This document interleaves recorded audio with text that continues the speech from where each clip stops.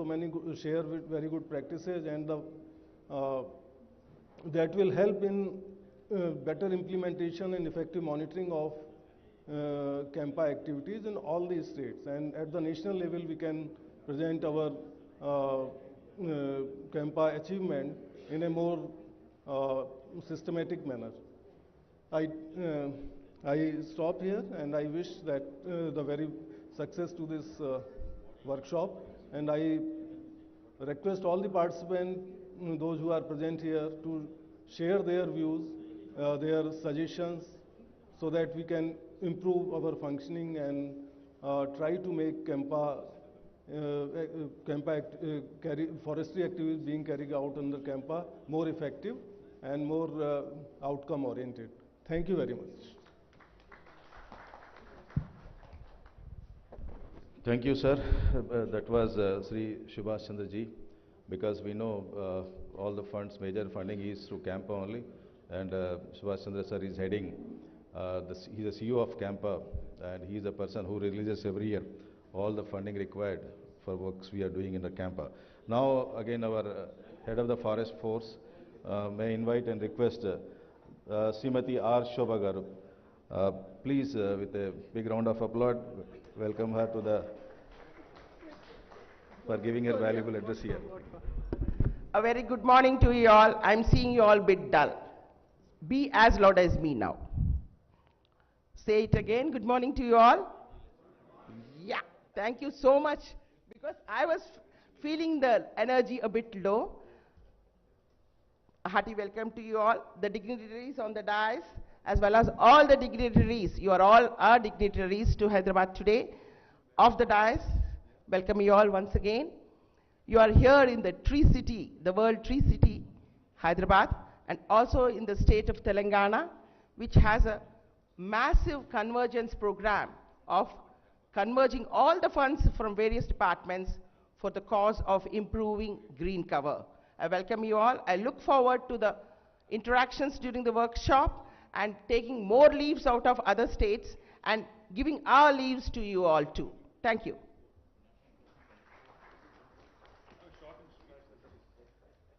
Thank you, madam, for the short and very energetic address.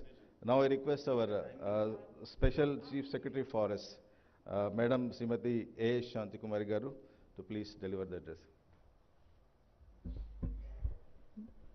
Respected dignitaries on the dais and dear friends, a very warm welcome to you all to this great city of Hyderabad. And quite unexpectedly, there is a pleasant reunion with my batchmate Subhash Chandra, and I could also reconnect with Goyal Saab, whom I met last in 1988. So welcome to you all to this city of Hyderabad. Now that we are all meeting, as a host state, I am tempted to share some of our very interesting experiences. Now that this is the context, recently the State of Forests report by the Forest Survey of India is out, and then we have recorded a very high 7.7% increase in the green cover and 6.8% increase in the forest cover in the last 8 years. So I would like to briefly share with you how we have accomplished this. First and foremost, as career bureaucrats, we all understand, after 3 decades of experience in the public service, to create something very great, you need very visionary political leadership, which should be backed by very strong administrative structure. So I am very happy to share with you that it has happened in Telangana. Apart from the report, tomorrow when you all go for the field visit, you will find all along your route, no part of the road is free from tree plantation. And tree plantation is not only done, our program is integrated in approach.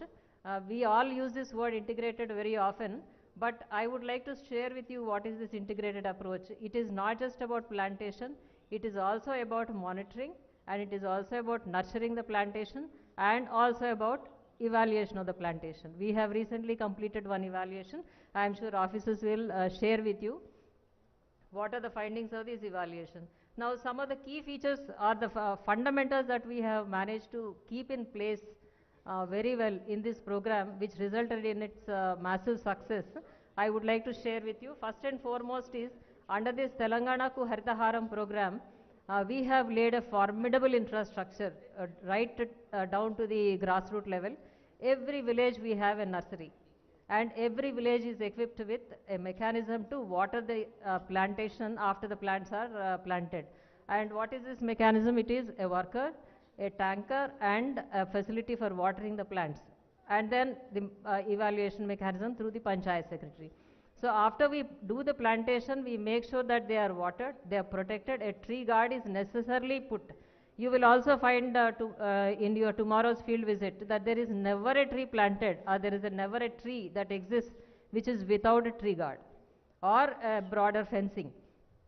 So this protection of the tree and its watering and its monitoring and ensuring casualty replacement has resulted in a very big development of plantations outside the forest. And what we do inside the forest, I will share briefly.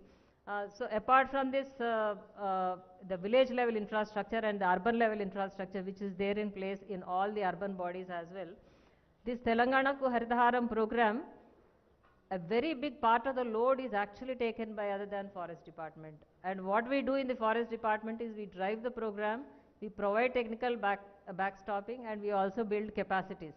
And a majority of the program load is taken by the Panchayat Raj department and municipal administration department. So all villages and towns which are outside the forest are fully taken care by them, and we mostly focus on inside the forest. This apart from all other departments participating in it. So in Telangana, the plantation program has truly become a people's movement. It's not just the government officials, it's a big part of it is driven by the political executive. All politicians at various levels, be it mandal level or village level or town level or even the state level. And so much so that the green challenge movement in Telangana also has become so popular. I throw a challenge to so and so, and then that person plants a tree and throws a challenge to another person. So the cycle goes on, and it has attracted a lot of celebrities also into this movement. So from all walks of life, we have people participating in Telangana Ku Haritaharam program, which has resulted in such a big change, a positive change in it.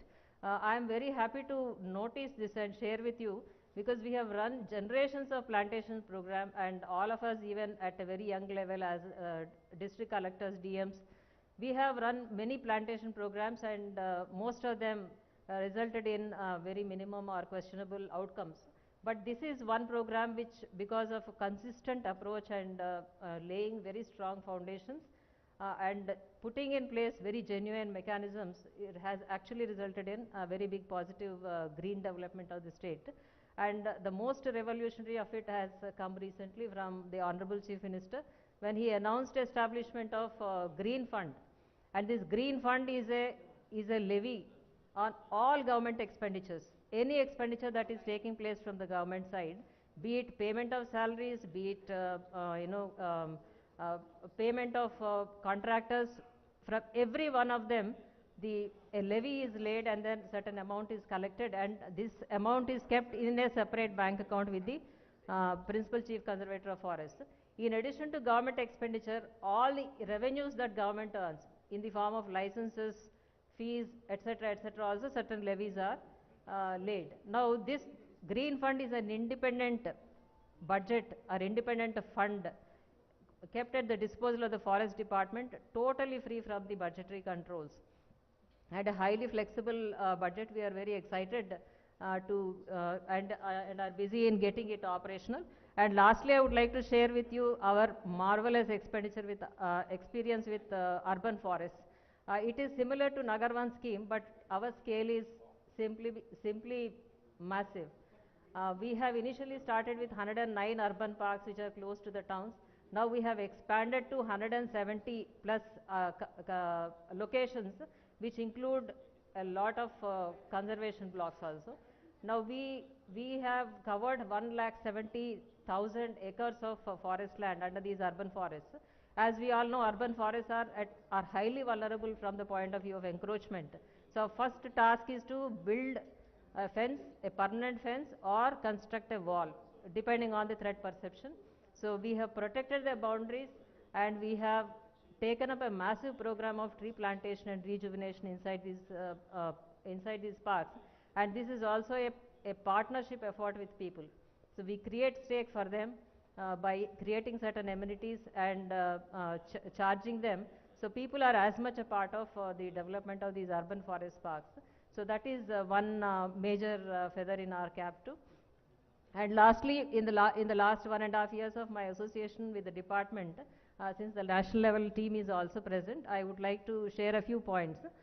First is that in the wildlife management, forest, fire management, etc., we have leveraged technology a great deal. But when it comes to encroachments and prevention of tree felling, I don't see that as much. So I am sure the national team will particularly focus. We have ourselves gone and studied certain models in Karnataka, but they are still at the stage of infancy. We are also trying to emulate them. But I think given the explosion of population and that there is no land anywhere, and forest is the only land available, so that makes forest very vulnerable. If we can put in place a mechanism which ensures that the forest is also protected, and any infringement or any offense is quickly detected and acted upon, if some such effort can be put in place, I am sure it will go a long way. I am particularly trying to flag this point because the